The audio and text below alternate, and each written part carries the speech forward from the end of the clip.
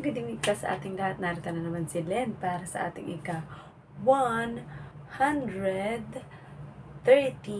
first day na ating sharing ng devotion video. Ayan. And kakatapos lang din po na ating Thursday devotion ng Allied in Christ Hong Kong, kung saan ay tinalakay muli ang tungkol sa ano bang mga magiging reaction natin o dapat natin gawin if nakakaranas tayo ng mga offense or mga offensive na mga salita or mga ginagawa sa atin ng ating kapwa, di ba? Pero bago ang lahat, tayo po ay manalangin muna upang gabayan ng ating Panginoong Diyos ang gagawin nating pag-aaral o pagbubulay-bulay ng kanyang mga salita. So, Ama naming Diyos na makapangyarihan sa at narito po kami, Panginoon. Pinupuri at pinasasalamatan kayong lagi, Panginoon, sa buhay, kalakasan at hininga na ipinagkakaloob niyo sa aming Panginoon. Salamat po, Panginoon, sa mga karagdagang aral na aming natutunan sa aming kakatapos ng Thursday devotion, Lord God. I pray, Lord God, na ito ay magrema sa aming puso, isip at kaluluwa, Panginoon. Nang sa gayon ay makatulong o makadagdag sa aming gagawing pagbubulay-bulay na inyong salita, Panginoon, tungkol sa kung paano namin maihahandle ang mga offense na nagagawa ng kapwa namin sa amin o namin sa aming kapwa. So it is also a two-way learning, Panginoon, kung saan kailangan i-analyze din namin ng aming sarili kung kami rin ba ay nakaka-offend sa aming kapwa. Kaya din, Panginoon, patuloy namin tinataas, Panginoon, ang tinapos na gawa ng iyong anak na si Jesus sa krus, Panginoon, na pagtubos sa aming kasalanan, Panginoon, kung kaya kami ngayon ay malaya na magpahayag, Panginoon, at ipahayag sa iba, Panginoon, ang tinapos na gawa ng iyong anak na si Jesus, nakatubusan sa kasalanan namin, Panginoon, bagamat hindi kami karapat-dapat, Panginoon, ngunit sa inyong grasya at habag, Panginoon, at pagmamahal sa amin, kaya kami ngayon ay ligtas na, Panginoon.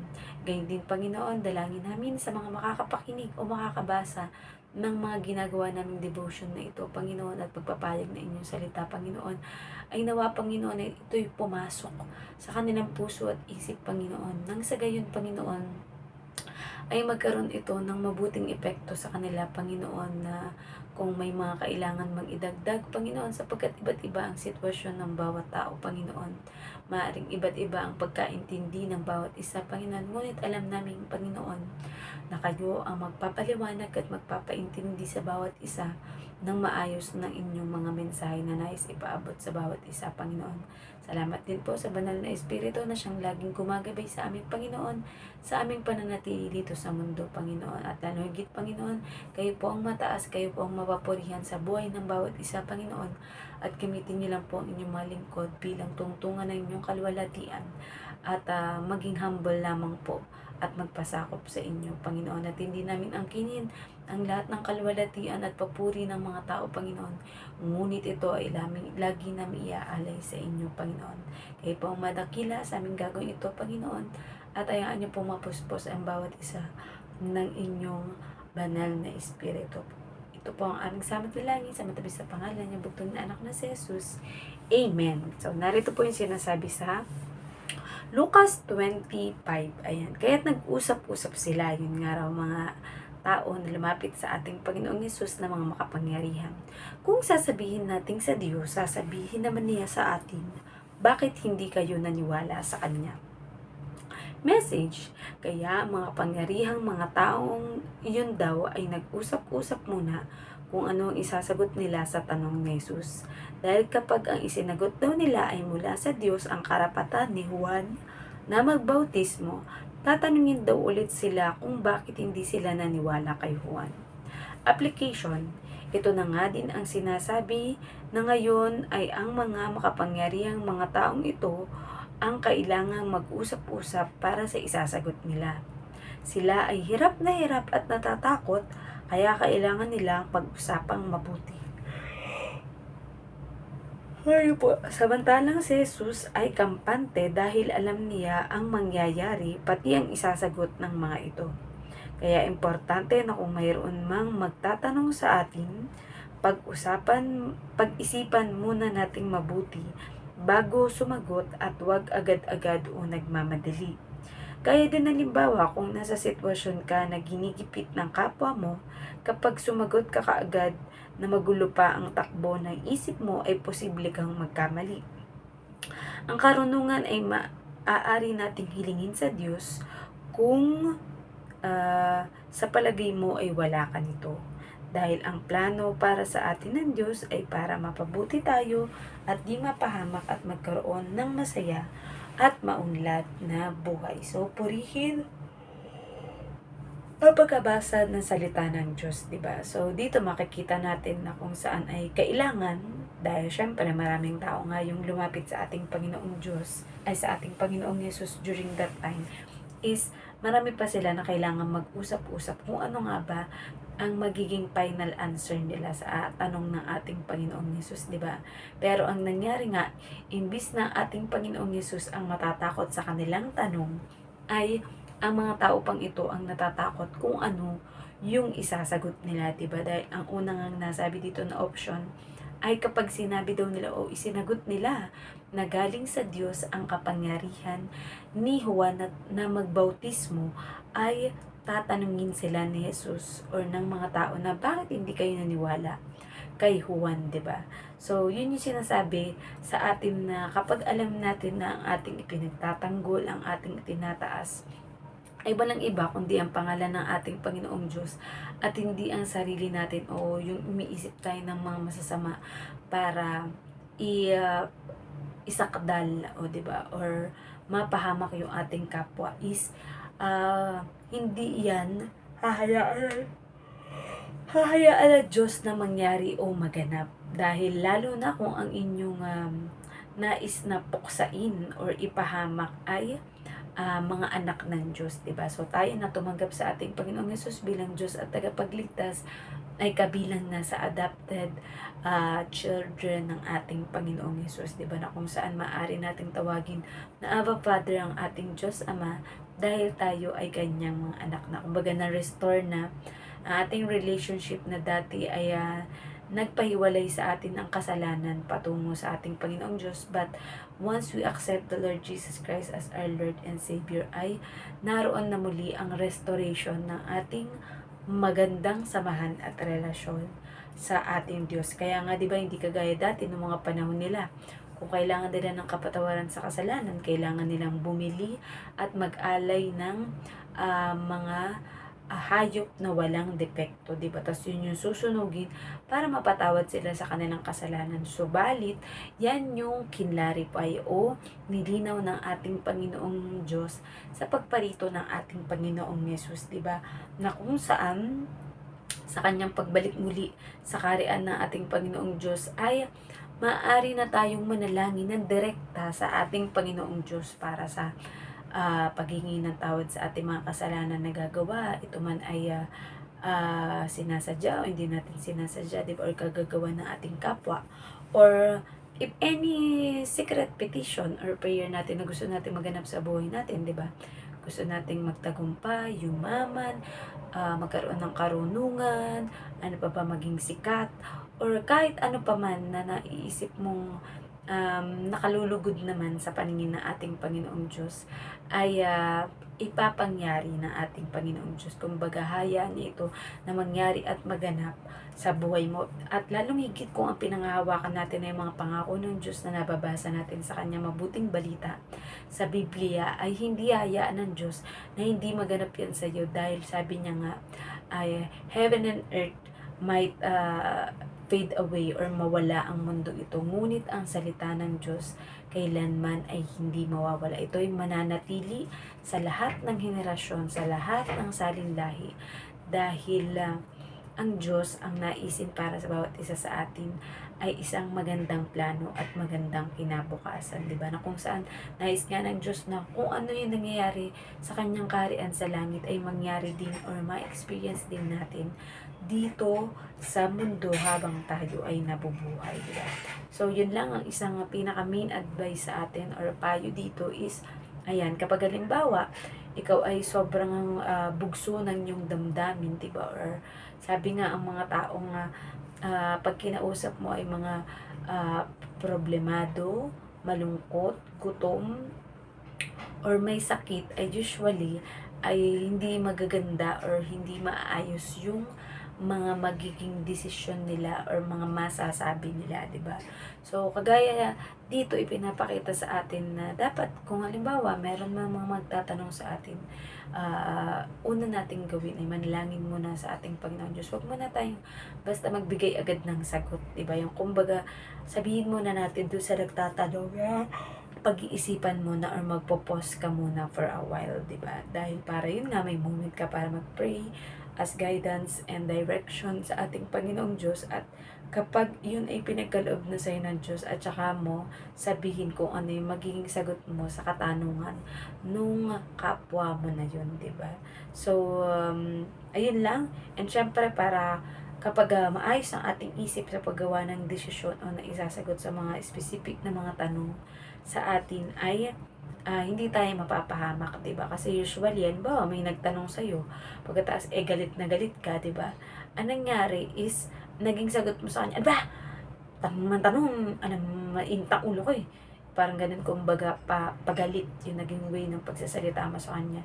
So, ang mangyayari, kung halimbawa, itong nagtatanong sa iyo galit din dahil sa pagkakasagot mo sa kanya, is di magkakaroon kayo ng away or gulo, 'di ba? Pero kung halimbawa, ah, galit yung nagtanong sa iyo, 'di ba? Pero ang naging sagot mo sa kanya ay mahinahon at puno ng kapakumbabaan or humbleness, and maaari mong isagot o sabihin na kung halimbawa gusto na niya ng madali ang sagot sa kanyang tanong, isabihin mo, ito muna ay aking ihihingi ng gabay o ipapanalangin sa Diyos. Kung ikaw ay makapaghintay sa aking magiging sagot, ay intayin mo kahit mga ilang araw para sa gayon ay maayos o tama yung desisyon o sagot na maibibigay ko sa iyo, 'di ba? So, ganun lamang po 'yun. Hintayin natin na humupa muna yung ating extreme emotion nang sa gayon ay tama ang magiging hatol o mga bagay na ating sasabihin, 'di ba? Dahil sabi nga, walang nadadaan sa ah, mainit or pagalit na usapan, 'di ba? Pero pag halimbawa maayos, mahinahon, and puno ng kapakumbabaan ang iyong pakikipag-usap sa iyong kapwa, ay nagiging maayos ang lahat at ang resulta nito, 'di ba? Imbis na halimbawa, sa una kaaway mo siya pero pinakitaan mo siya ng kabutihan at kababaang loob na nagmumula sa ating Panginoong Diyos, ay maging matalik na magkaibigan pa kayo, 'di ba? Who knows? Ayan. Kaya nga sabi, ang apoy habang ito ay usok pa lamang ay atin na itong patayin ng tubig. Tubig na mula sa Panginoong Diyos na nagbibigay liwanag sa ating kaisipan, na kung saan kapag maliwanag ang iyong kaisipan mula sa karunungan ng Diyos, ay magiging maayos din ang magiging takbo ng buhay mo or pagsasalita, pakikipag-usap at pakikisalamuha sa iyong kapwa, diba? So, nawa po ay meron kayong natutunan sa ating devotion ngayon, and laging paalala na tawag dito, huwag tayong padalos-dalos sa ating mga desisyon, mga sasabihin at iisipin or isasagot sa ating kapwa. Bagkus, much better na tayo ay mag-pause for a while, think about it, and ask guidance for the Lord para sa gayon ang ating mga magiging desisyon at sasabihin or iisipin ay nakalulugod lamang sa ating Panginoong Diyos, upang ang ating buhay ay maging masaya, mapayapa at puno ng pagmamahalan at pagpapatawaran. So, let us all gather into prayer para po sa ating closing prayer. Naman ang Diyos na makapangyarihan, salamat po, Panginoon, sa karagdagang kaalaman, Panginoon, na idinagdag niyo sa bawat isa sa amin, Panginoon, na kung saan, Panginoon, ay pinapakita sa amin, Panginoon, na huwag kaming maging padalos-dalos sa aming mga sasabihin, sa aming mga gagawa o iisipin, Panginoon. Bagkus, Panginoon, unahin namin, Panginoon, na sumangguni sa inyo, Panginoon. Ipanalangin, Panginoon, kung ano ba ang tamang maging desisyon sa isang specific na bagay o sitwasyon, Panginoon, sapagkat alam namin, Panginoon, na kayo ang aming great teacher, Panginoon, at siyang nagtuturo sa amin kung ano, Panginoon, ang marapat namin gawin o sabihin sa isang specific na pangyayari sa aming buhay, Panginoon. Muli, Panginoon, alam po namin, Panginoon, na lahat ng mga problema ng bawat isa, Panginoon, sa buong mundo, Panginoon, ng aking kapwa at maging ang inyong lingkod, Panginoon, mga problema man, Panginoon, ito sa financial, Panginoon, sa work, sa negosyo, Panginoon, or business, Panginoon, at ano pa man, Panginoon, na paraan para kumita ng pera ang bawat tao, Panginoon, para pangtustos sa pangangailangan ng simbahan, ng ministeryo, ng pamilya, Panginoon, at maging ng kanyang sarili, Panginoon. Alam namin, Panginoon, na ipagkakaloob ninyo, Panginoon. Gayon din po, Panginoon, sino man po may mga problema sa kalusugan, Panginoon, ito man ay cancer, ito man ay malala o hindi malala, Panginoon, ito man ay simpleng lagnat, sipon o tarangkaso, Panginoon, o anumang masasakit sa kanilang parte ng katawan, Panginoon. We pray, Lord God, that by the stripes and wounds of your Son, Jesus Christ, we are healed, Panginoon.